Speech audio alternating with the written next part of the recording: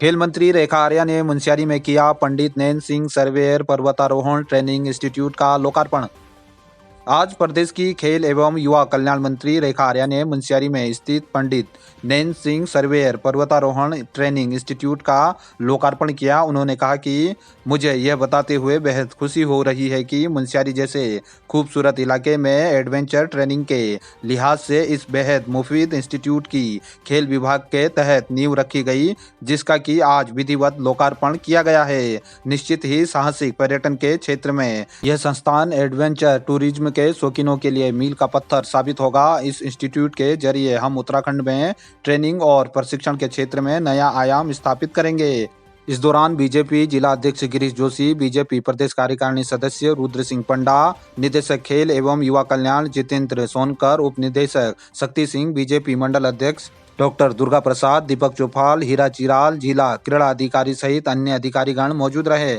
से इस लोकार्पण का उद्देश्य मात्र औपचारिकता न रहे, ये विभाग को स्पष्ट रूप से निर्देश दिया है कि आने वाले समय में जब यहाँ पर हमारे प्रशिक्षणार्थी यहाँ पर एडमिशन लेंगे तो उसे उत्सव के रूप में भी और एक निम्न के तर्ज पर इसको उस रूप में विकसित करने का भी जो है हम लोग प्लान तैयार करें, ताकि यहाँ पर जो हमारे मुनस्यारी के बच्चे हैं या हमारे दूर दराज के बच्चे हैं, पिथौरागढ़ के हैं या पूरे प्रदेश के बच्चे हैं जो कि निम्न में एडमिशन नहीं ले पाते हैं, लेकिन वो यहाँ पर जो है एडमिशन लेते हुए अपने पर्वतारोहण के इस एडवेंचर को या अपने इस अचीवमेंट को वो यहाँ पे प्रशिक्षण के रूप में प्राप्त कर सकें, उसको हम आने वाले समय में सुनिश्चित करने जा रहे हैं।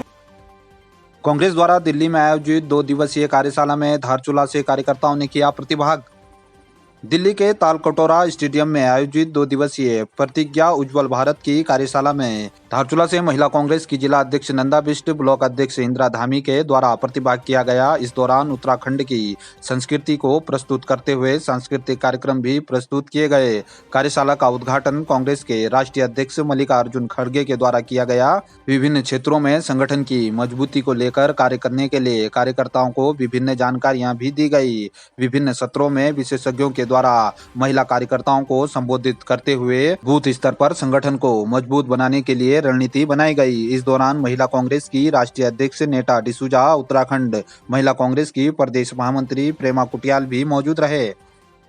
आंगनबाड़ी कार्यकर्तियों ने विभिन्न मांगों को लेकर कैबिनेट मंत्री रेखा आर्या को मुनस्यारी में सौंपा ज्ञापन। आंगनबाड़ी कार्यकर्ती सेविका मिनी कर्मचारी संगठन के द्वारा आज मुनस्यारी में महिला सशक्तिकरण एवं बाल विकास मंत्री रेखा आर्या को विभिन्न मांगों को लेकर ज्ञापन सौंपा गया। कार्यकर्ताओं ने समान कार्य का समान वेतन देने, सरकार के द्वारा आंगनबाड़ी केंद्रों में बच्चों को बकाया भोजन देने की योजना के लिए लाभार्थी के लिए दी जा रही राशि को बढ़ाए जाने तथा मुनस्यारी की भौगोलिक परिस्थितियों को ध्यान में रखते हुए आंगनबाड़ी केंद्रों में जाड़ों में छुट्टी बढ़ाने की मांग की गई। इस दौरान बड़ी संख्या में आशा कार्यकर्ती मौजूद रहे।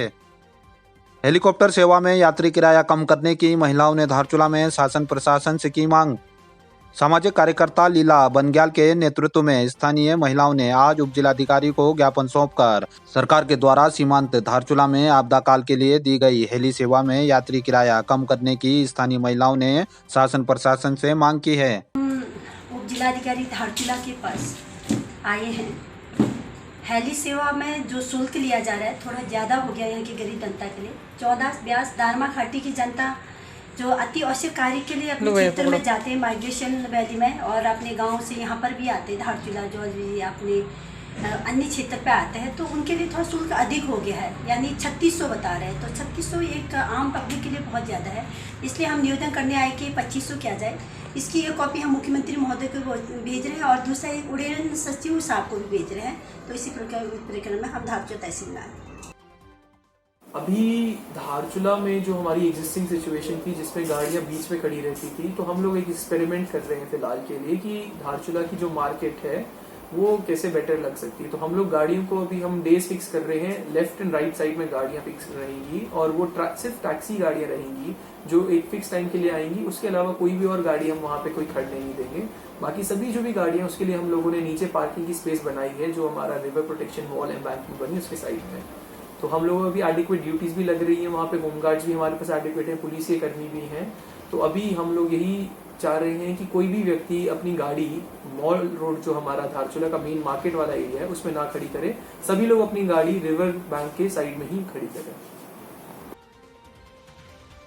तवाघाट लिपुलेख राष्ट्रीय राजमार्ग के मलघाट में 48 घंटों के बाद यातायात हुआ सुचारू। चीन सीमा से धारचूला मुख्यालय को जोड़ने वाली तवाघाट लिपुलेख राष्ट्रीय राजमार्ग के मलघाट में आज 48 घंटों के बाद यातायात बीआरओ के द्वारा फिर से सुचारू करा दिया गया, जिससे व्यास वैली के 7 गांव के साथ ही अन्य गांव के सैकड़ों लोगों को राहत मिली। मार्ग बंद होने से आवश्यक कार्यों के लिए धारचूला मुख्यालय आने वाले ग्रामीणों को भी मुश्किलों का सामना करना पड़ रहा था। आपको बता दें कि मार्ग खुलने के बाद व्यास वैली पूजा आदि के लिए जाने वाले ग्रामीणों को भी राहत मिली है। सिरतोला में पुरानी विद्युत लाइन में अचानक दौड़ा करंट, एक व्यक्ति की मौत, लोगों में गहरा आक्रोश। बंगापानी तहसील के ग्राम सभा सिरतोला के तोक कपड़ाधार तोक में आज वर्षों से बंद पड़े विद्युत लाइन में अचानक करंट दौड़ने से 39 वर्षीय सिरतोला निवासी राजेंद्र राम पुत्र बहादुर राम की मौके पर ही मौत हो गई। घटना की सूचना से पूरे क्षेत्र में सनसनी मच गई। स्थानीय लोगों ने पूर्व प्रधान नंदन बत्याल, प्रकाश गोस्वामी, वीरेंद्र महर, प्रकाश रावत के नेतृत्व में बिजली विभाग के खिलाफ जमकर नारेबाजी करते हुए नाराजगी जताते हुए पीड़ित परिवार को उचित मुआवजा व नौकरी देने की मांग की। उप जिला अधिकारी दिवेश सासनी ने बताया कि एक व्यक्ति की करंट लगने से मौत हुई है। प्रशासन की टीम मौके पर मौजूद है। घटना की जांच के बाद ही घटना के कारणों की जानकारी मिल पाएगी। आपको बता दें कि शाम तक प्रशासन और ग्रामीणों के बीच वार्ता सफल नहीं हो पाई थी। तहसीलदार AK सिंह के नेतृत्व में प्रशासन की टीम नाराज ग्रामीणों से वार्ता कर रही है। शांति व्यवस्था बनाने के लिए पुलिस फोर्स भी मौके पर मौजूद है। विभाग होश में आओ, होश में आओ, होश में आओ। विधि विभाग होश में आओ, होश में आओ, होश में आओ। विधि विभाग मुर्दाबाद, मुर्दाबाद, मुर्दाबाद। विधि विभाग मुर्दाबाद, मुर्दाबाद, मुर्दाबाद। विधि विभाग मुर्दाबाद, मुर्दाबाद, मुर्दाबाद। विधि विभाग होश में आओ, होश में आओ, होश में आओ। विधि विभाग होश में आओ, होश में आओ, होश में आओ। विधि विभाग होश में आओ, होश में आओ, होश में आओ। आज हमारे पास एक सुबह न्यूज़ आई थी कि अराउंड 9 AM हमारे ग्राम सिरतोला के पास एक कपड़ाधार तोक है, जिसमें एक व्यक्ति जिसका नाम राजेंद्र राम है, पुत्र बहादुर राम, उनकी करंट लगने से मौत हुई है। हमारी प्रशासन की टीम वहाँ पे ऑलरेडी पहुँच चुकी है। पटवारी है हमारे वहाँ पे हैं, तहसीलदार भी वहीं को निकल चुके थे सुबह ही, एंड UPCL जिनकी लाइन वो बता रही थी वो भी निकल चुके हैं। जो इनिशियल रिपोर्ट्स आ रही थी कि लाइन वो एक्टिव नहीं थी, बट एग्जैक्ट कॉज अभी पूरी टीम वहाँ पहुँच के हमें रिपोर्ट करेगी, उसी के बाद हम बता पाएंगे। महसूस हुआ कि वाकई प्रकृति की गोद में रहते हुए कैसे स्वस्थ और फिट रह सकते हैं। शायद पिथौरागढ़ इसीलिए इतने अच्छे खिलाड़ी और मजबूत खिलाड़ी, और साथ साथ पिथौरागढ़ की एक और खासियत जो हमें देखने को मिली कि यहाँ के खिलाड़ी जो है उनको अपनी हाइट डेवलप करने के लिए किसी भी तरीके से बॉम्बिटा या किसी भी तरीके के किसी न्यूट्रिशनल प्रोडक्ट की आवश्यकता नहीं पड़ती है, बाहर का दिखावा।